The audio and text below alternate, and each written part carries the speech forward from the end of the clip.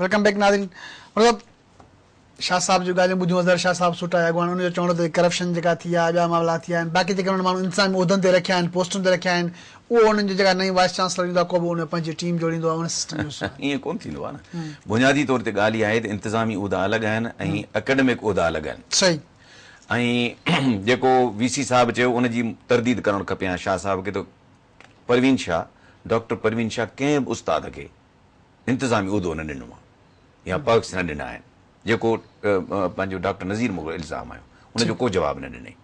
उनजो जवाबु इहो त हो चयो इहो हर वीसी न न न उनजो हिकिड़ो न न हुनजो जेको जवाबु त मां त कोन थियो आहियां नंबर 1 मां त कोन थियो आहियां। ऐं उन खां पोइ जेके हिन वाइस चांसलर खे घुरिजे त गुज़िरियल 3 महीननि में जेके फेवर्स ॾिनियूं वयूं आहिनि न सूटा वारनि खे उस्तादनि खे ख़ासि तौर ते नाजाइज़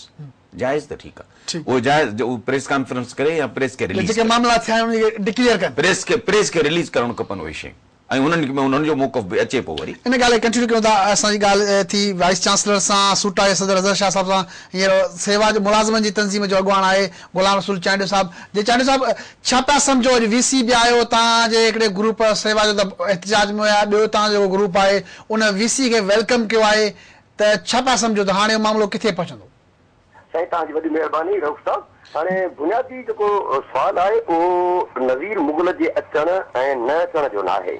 बुनियादी सुवाल आहे सिंध यूनिवर्सिटी जे वहदत जो ऐं सिधी ॻाल्हि इहा आहे त सिंध यूनिवर्सिटी जी वहदत सां ऐं उनजे तदरीसी अमल सां ऐं 24,000 शागिर्दनि जे तक़दीर सां जंहिं नमूने सां असां सभिनी गॾिजी खेॾियो आहे त उनखे क़ौम दुश्मनी वतन दुश्मनी ऐं तइलीम दुश्मनी जो टाइटल ॾींदुसि छाकाणि त जेके 24,000 शागिर्द आहिनि हिते असां वटि पढ़नि था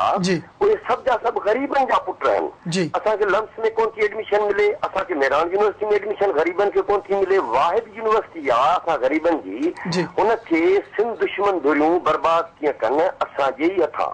उहो चवंदा आहिनि त मूं पक सुञाता पंहिंजा वाके धारियुनि सां गॾु धारे में त ही इहो जेको धारो असां सां दुश्मन हणी रहियो आहे हुन में असीं पाण शामिल आहियूं। मसलन इहो कहिड़ी इख़्लाक़ियात आहे त तव्हां तालीम खां महरूम रखो 24,000 माण्हुनि खे या तव्हां तदरीसी अमल खे बंदि करे छॾियो छाजे लाइ त हिकिड़ो माण्हू हलियो वञे नज़ीर मुग़ल असांखे न खपे ऐं पंहिंजो फलाणो असांखे खपे भाई तव्हांखे नज़ीर मुग़ल नथो खपे उन जॻह ते उहो हलियो वियो 6 महीना उन खां पोइ 2 शागिर्दनि जो मर्डर थियो 37 फायरिंग जा वाक़िया थिया 17 फिज़िकल फाइट्स थियूं उन खां पोइ तव्हां यूनिवर्सिटी ईंदव त तव्हांखे छावनी जो देश ॾींदी यूनिवर्सिटी। नज़ीर मुग़ल त 6 महीना अॻु में हलियो वियो 4 तारीख़ ते असांजे साथियुनि सूटा वारनि जी तहरीक शुरू थी आहे ऐं अॼु 29 जून आहे अॼु बि हुननि धरना आया आहिनि कंहिंखे लानत हणण सां कंहिंखे इन सां असांजा मसइला कोन था हल थियनि ऐं सूटा जा दोस्त जिन सां असांजा भुलियल साथी सेवा जा कुझु दोस्त उहे बि उन्हनि सां गॾु आहिनि इन्हनि जा बुनियादी मुतालबा कहिड़ा हुआ? बुनियादी मुतालबो हुयो त शहीद प्रोफेसर बशीर चंद्र जा कातिल गिरफ़्तार करियो शागिर्द यूनियन बहाल करियो सिक्योरिटी फोर्सिस खे निकाली ॾियो ऐं प्लस ॿिया जेके हिननि जा मुतालबा उहे हुआ। हाणे उन्हनि मां हल कहिड़ा थिया सभई उस्ताद इंतिज़ामी उहिदनि ते वेही विया ऐं स्कॉलरशिप्स मिली वयूं जूनियर्स खे स्कॉलरशिप्स मिली वयूं जिन खे पोणा 2 साल बि न थिया न अपॉइंट थिए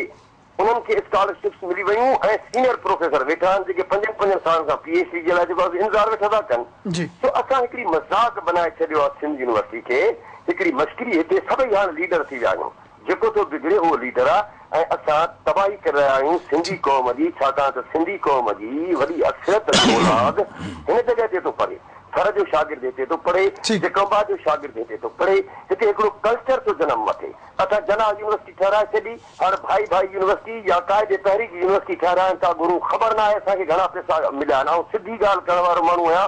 ऐं किताब हेठि वेंदो आहियां पर डिॼा कंहिंखां कोन थो सिधी ॻाल्हि कयुसि त हाणे असां वरी यूनिवर्सिटी खे टुकड़ा टुकड़ा करे असां ॿियूं यूनिवर्सिटियूं ठहिराइनि था गुरू अॻई कैंपसिस ठही वयूं आहिनि।